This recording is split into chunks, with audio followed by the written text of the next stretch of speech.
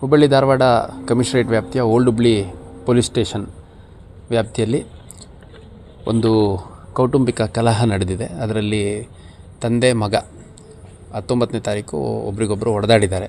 ಇಬ್ಬರು ಕುಡಿತಾ ಇದ್ದರಂತೆ. ಕುಡಿದು ನಿಶಾದಲ್ಲಿ ಇಬ್ಬರು ಹೊಡೆದಾಡಿದ್ದಾರೆ ಒಬ್ರಿಗೊಬ್ಬರು. ಆಗ ಸಣ್ಣ ಪುಟ್ಟ ಗಾಯಗಳು ಇಬ್ಬರಿಗೂ ಆಗಿದೆ. ನಂತರ ತಂದೆಯನ್ನು ಅಡ್ಮಿಟ್ ಮಾಡಿದ್ದಾರೆ. ಅವತ್ತು ಯಾವುದೇ ಒಂದು ಕಂಪ್ಲೇಂಟ್ ಕೊಟ್ಟಿಲ್ಲ. ಆ ವಿಷಯ ನಮ್ಮವರಿಗೆ ಗಮನಕ್ಕೆ ಬಂದಾಗ್ಯೂ ಕೂಡ ಹೋಗಿ ಕೇಳಿದಾಗ ಇಲ್ಲ, ಅವರು ಕುಡಿದು ಹೊಡೆದಾಡ್ತಿದ್ರಷ್ಟೇ, ಏನು ಎಕ್ಸ್ಟರ್ನಲ್ ಇಂಜುರೀಸ್ ಇಲ್ಲ ಅಂತ. ಯಾವುದೇ ಕಟ್ ಇಂಜುರೀಸ್ ಆಗಲಿ ಆ ಥರದ್ದು ಯಾವುದೂ ಇಲ್ಲ. ಯಾವುದೇ ಒಂದು ಆಯುಧ ಅಥವಾ ಮಾರಕಾಸ್ತ್ರಗಳನ್ನು ತೊಗೊಂಡು ಹೊಡೆದಿರೋಂಥದ್ದಿಲ್ಲ.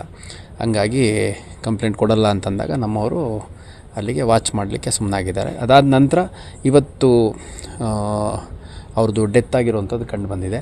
ಡೆತ್ ಆಗೋದಕ್ಕೆ ರೀಸನ್ ಏನು ಅಂತ ನೋಡಿದಾಗ ಇನ್ನು ಪೋಸ್ಟ್ ಮಾರ್ಟಮ್ ಆದಮೇಲೆ ಗೊತ್ತಾಗುತ್ತೆ.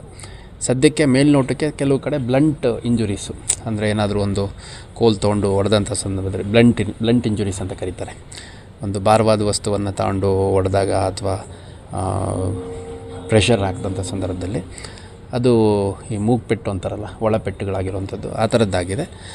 ಆ ಕಾರಣದಿಂದನೇ ಅವ್ರ ಡೆತ್ ಆಗಿದೆಯಾ, ಯಾವುದಕ್ಕೆ ಕಾರಣಕ್ಕೆ ಆಗಿದೆ ಅನ್ನುವಂಥದ್ದು ಪರಿಶೀಲನೆ ಮಾಡಬೇಕಾಗಿದೆ.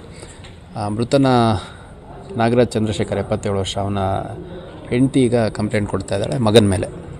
ಮಗನ ಹೆಸರು ಅಣ್ಣಪ್ಪ ಅಂತ, ಅವನು ಅಬೌಟ್ 37-38 ಇಯರ್ಸು. ಇಬ್ಬರು ಕುಡ್ದೆ ಗಲಾಟೆ ಮಾಡುವಂಥದ್ದು ರೆಗ್ಯುಲರಾಗಿ ಆಗ್ತಿತ್ತಂತೆ. ಮಗ ಸ್ವಲ್ಪ ಜಾಸ್ತಿ ಕುಡಿದಾಗ ತಂದೆ ತಾಯಿ ಎಲ್ಲ ಬುದ್ಧಿ ಹೇಳಿದಾಗ ತಂದೆ ತಾಯಿ ಮೇಲೆಲ್ಲ ಹಲ್ಲೆ ಮಾಡೋದೆಲ್ಲ ಮಾಡ್ತಿದ್ದಂತೆ. ಈ ಒಂದು ಅನ್ಫಾರ್ಚುನೇಟ್ ಇನ್ಸಿಡೆಂಟ್ ಆಗಿದೆ. ಓಲ್ಡ್ ಹುಬ್ಳಿ ಪೊಲೀಸ್ ಸ್ಟೇಷನಲ್ಲಿ ಒಂದು ಕೊಲೆ ಪ್ರಕರಣವನ್ನು ಮೃತನ ಹೆಂಡತಿ ಫಿರ್ಯಾದಿನ ಮೇಲೆ ಮೃತನ ಮಗನ ಮೇಲೆ ದಾಖಲಾಗಿದೆ. ಅವ್ರು ಸಿಕ್ಕಿಲ್ಲ. ಮೊನ್ನೆ ಗಲಾಟೆ ಆದ ತಕ್ಷಣವೇ ಅವನು ಆಸ್ಪತ್ರೆಗೆ ಅಲ್ಲಿ ತೋರಿಸ್ಕೊಂಡು ನಂತರ ಹೆಂಡತಿ ಕರ್ಕೊಂಡು ಎಲ್ಲಿಗೋ ಹೋಗ್ಬಿಟ್ಟಿದ್ದಾನೆ.